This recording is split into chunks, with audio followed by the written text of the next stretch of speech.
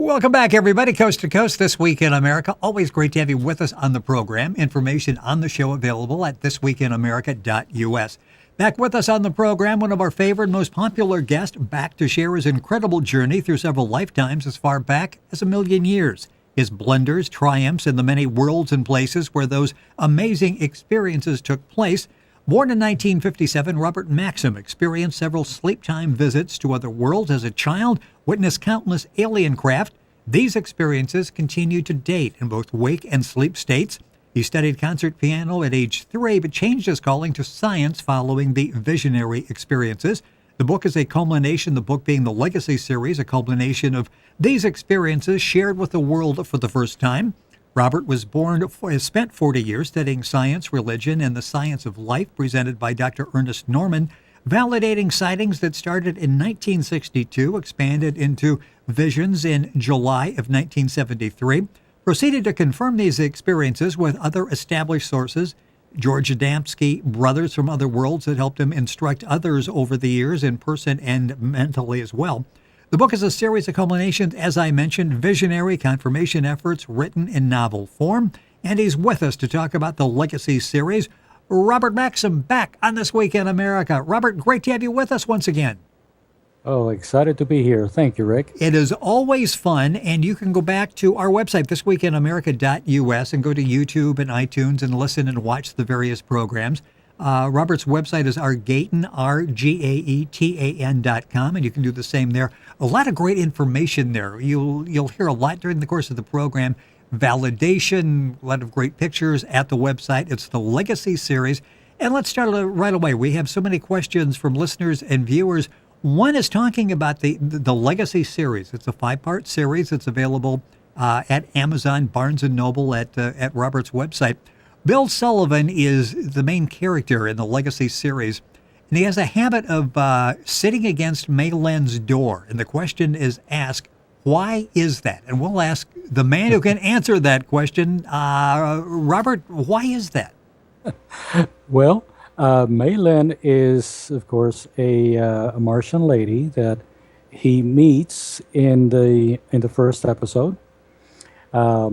And he falls in love with her, and in touring with her throughout the world in their upcoming missions, he finds himself wanting to protect her.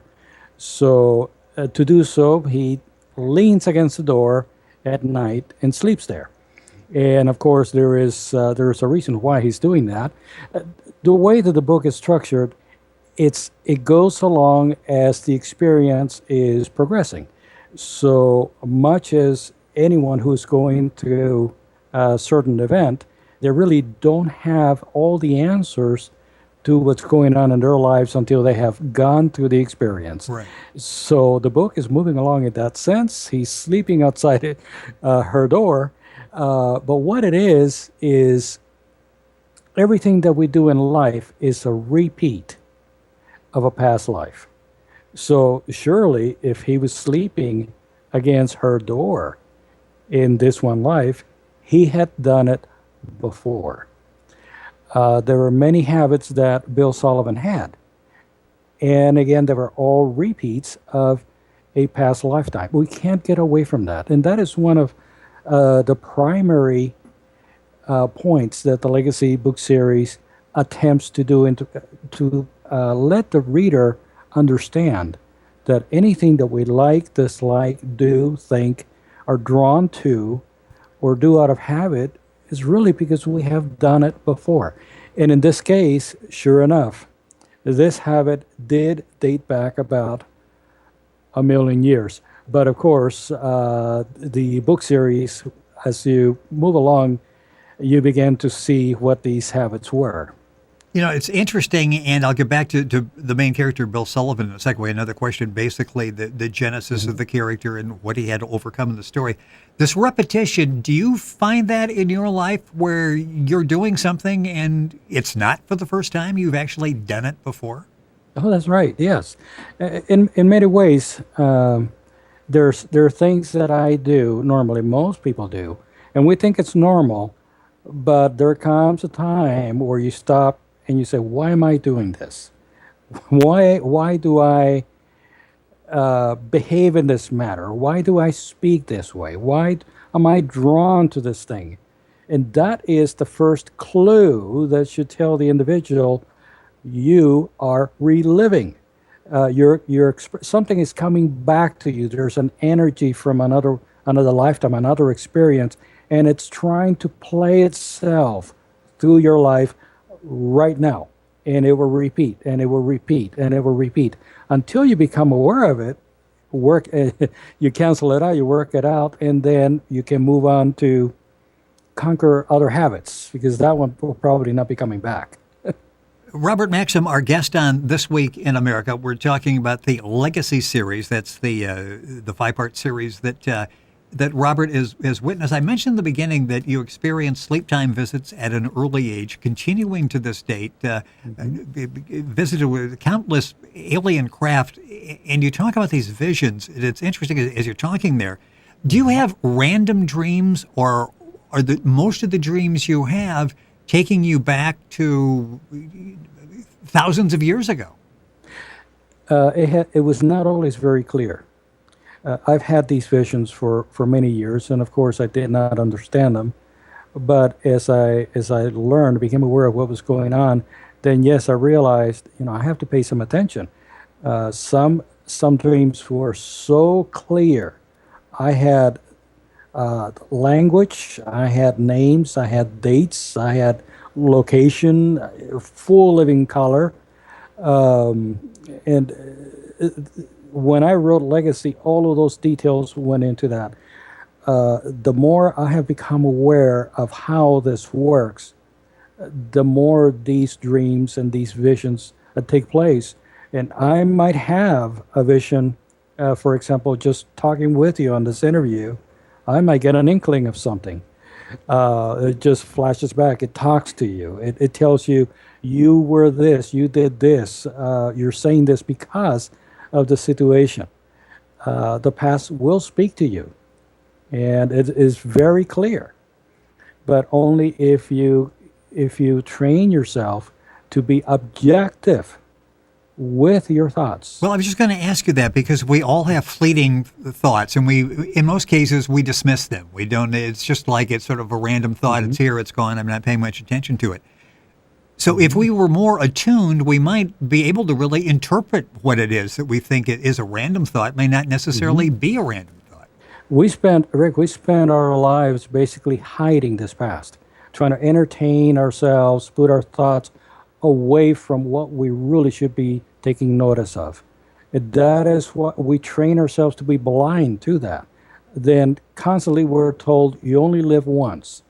You have to make it in this life. You have to step over people and be famous.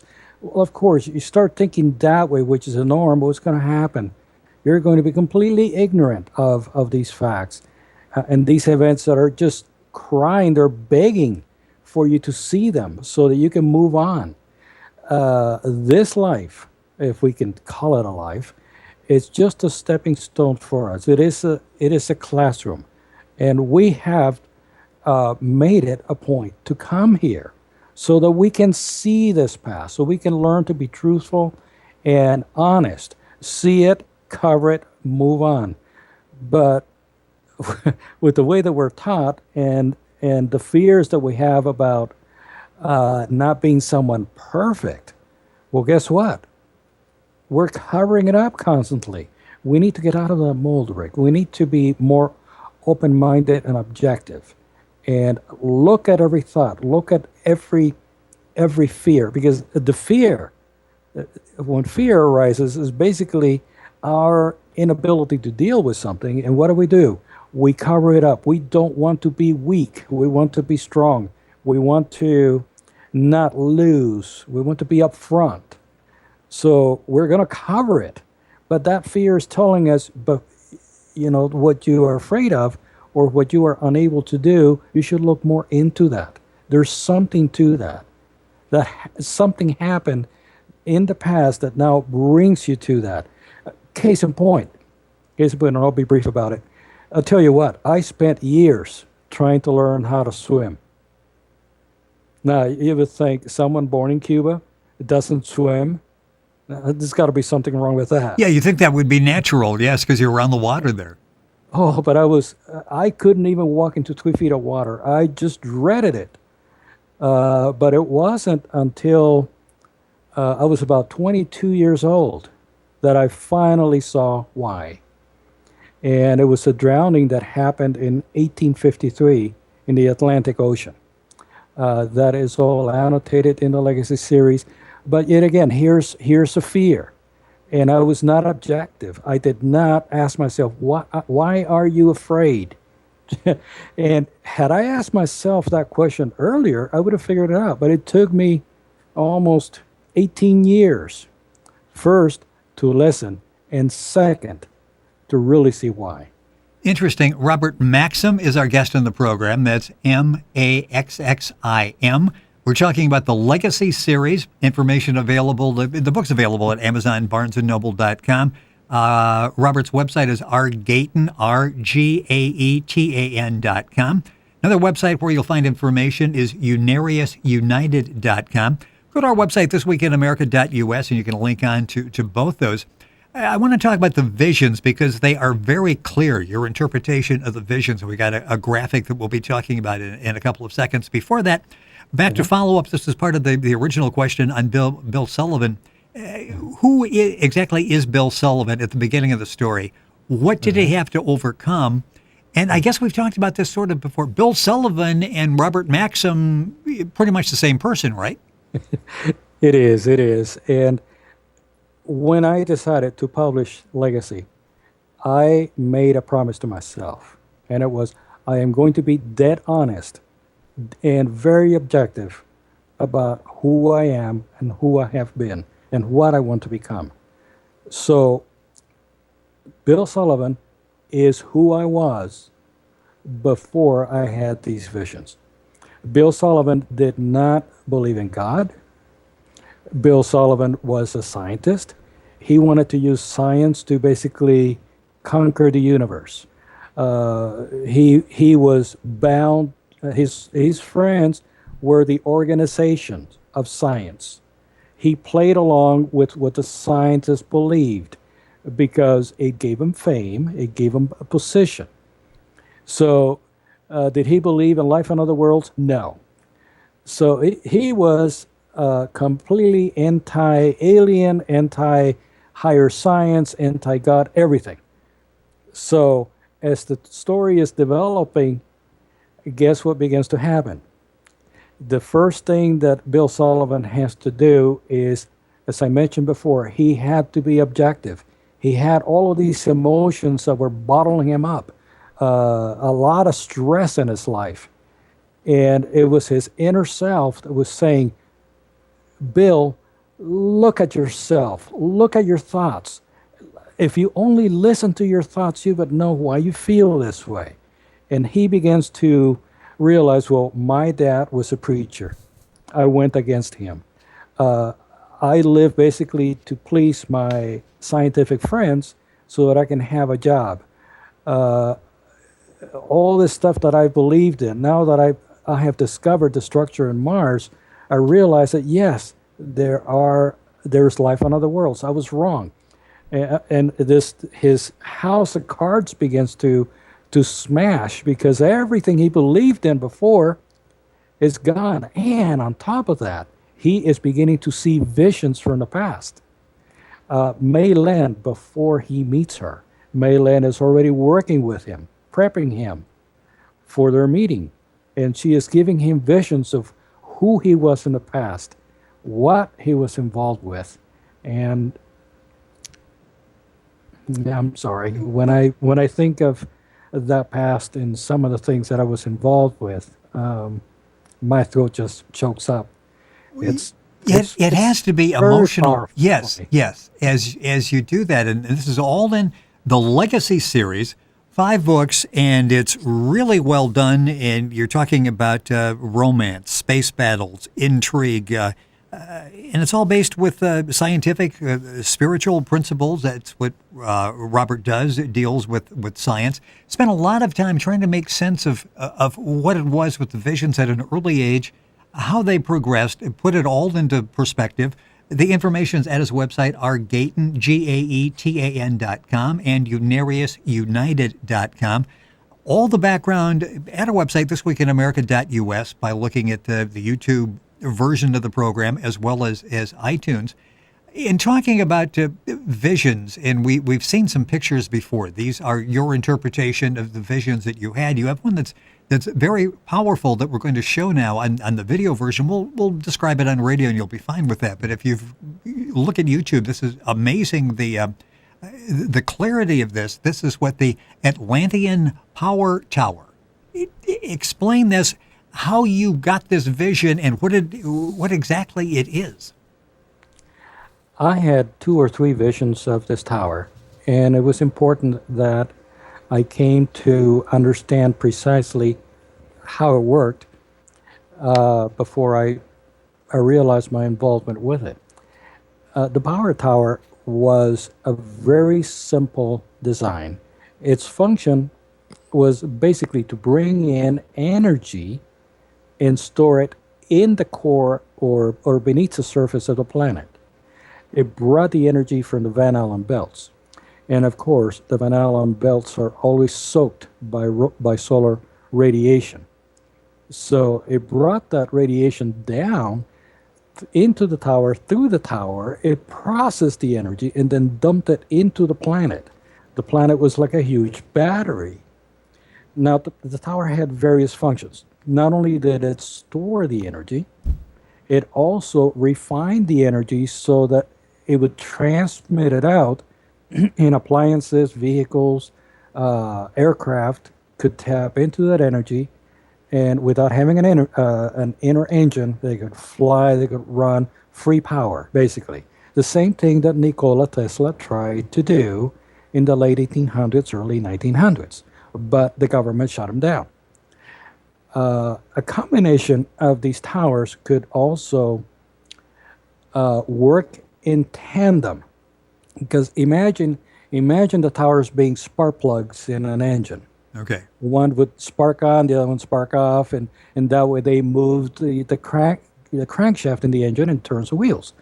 Well, these could turn on and off, or one would inject less power than the other to create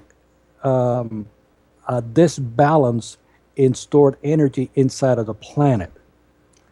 By doing that, it would create electric waves inside of the mantle, the spinning waves. And as those waves spun, it created a very strong magnetic field that would then rise to the surface. And if it spun in one direction, it would create a high pressure center in the atmosphere. If it spun in the other direction, then it created a low pressure system. And this is how they controlled weather. They could keep a stable temperature around the planet, or at least over Atlantis. It was very comfortable, 70, 75 Right. degrees all the time, breezy. They could make it rain wherever they wanted to. But in the final days, this was used as a weapon to persecute, shall we say, the followers of the light. And as they ran, these towers were used to either create dry conditions or thunderstorms or hurricanes where they were. You could also cause lava plumes to rise from the core through the mantle and create a volcano where they were. And this was one of the things that actually destroyed Atlantis, because they ended up creating a plume of magma right underneath their own towers, and that just destroyed the whole island. So the process by which the energy was processed was actually beyond our science today. Well, I was just going to say, with your science background, and you have a science background, you work in science, how impressive is the technology? I mean, when you have these visions and you're actually seeing this, I mean, I'm thinking, wow, this is like really incredible. I mean, with the science background, would you say the same thing? Well, yes, and scientifically, this was presented to me scientifically, first in concept, and then the details begin to come in, like the size of the tower, the width, the different frequency modulations that were taking place within the tower for safe operation, the amount of voltage generated, the passiveness, the frequency of resonance being used, the carrier, the type of crystal alloys. There was a chamber on top of the tower beneath the reception crystal. That chamber pulls at about 375 gigahertz. And imagine this round chamber just lined with very, very thick titanium, aluminum dioxide, chromium alloy crystals. I mean, they're very difficult, if impossible, to manufacture with our technology. That those crystals allowed this energy to come in and begin to bounce around like a laser. More energy came in, more built, until that energy became interdimensional. When it became interdimensional, then whatever energy there was there like 10 TeVs or 20 TeVs. It just became 1,000 TeVs. It got multiplied, and then it funneled right through into the flute or the cone of the tower. And then it demodulated. It spun down in frequency. Then it went into an LC network, and that brought it down until it was 300 kilohertz. And then that was injectable into the surface of the planet, where it was stored. It's an amazing, and time always goes by way too quickly here. Got a bunch of questions. We'll get to them next time. It's the Legacy series. Robert Maxxim, our guest. That's Maxxim. His website is rgaetan, GAETAN.com. Another website with great information, unariusunited.com. Go to our website, thisweekinamerica.us, and link on directly. Everything is so vivid as you're talking, as you're reading the book. Legacy is a very visual book to read. You can see these images as you're reading. Any possibility that this would be a movie series? I can see this just being an excellent series that would do very well. Well, there are so many different chapters to my relivings in these books. I could crank out 100 movies. Yes. The stories on Atlantis themselves, the description of the buildings, the people, the culture, the stripes, the different ages of Atlantis, where it was, what it looked like. I mean, if you're talking about previous Atlantis movies or Lemuria or Mars movies, they will be dwarfed. It will be dwarfed by the amount of detail that is in these books. Well, I can tell as you're explaining it there. I mean, you have all the dimensions down. You've got all of the technical information down. It would make a blockbuster movie. It is a blockbuster literary series. Mm-hmm. It's called Legacy.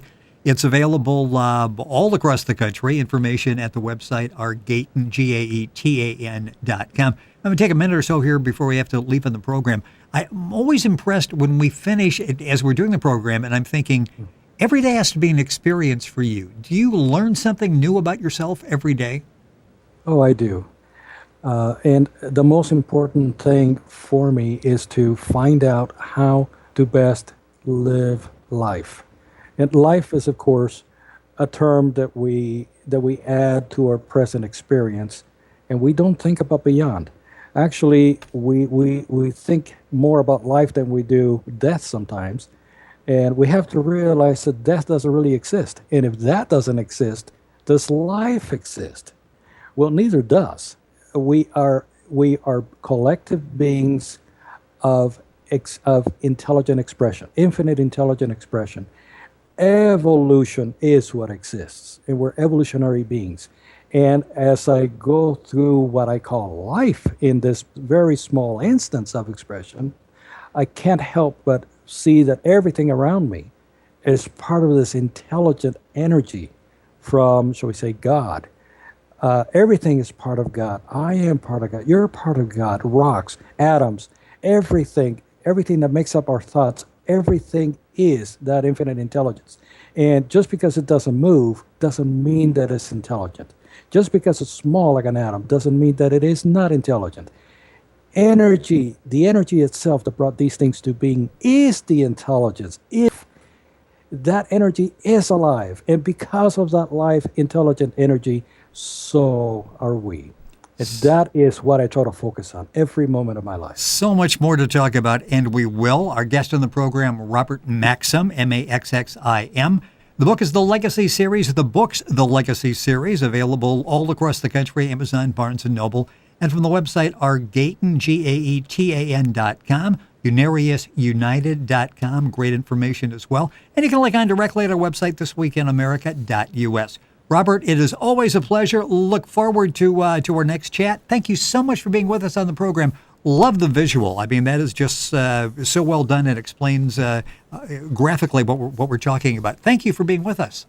My pleasure. Thank you. You're welcome. You're listening to This Week in America. All the information on Robert, the Legacy Series, at our website, thisweekinamerica.us. Stay tuned. Back in just a minute.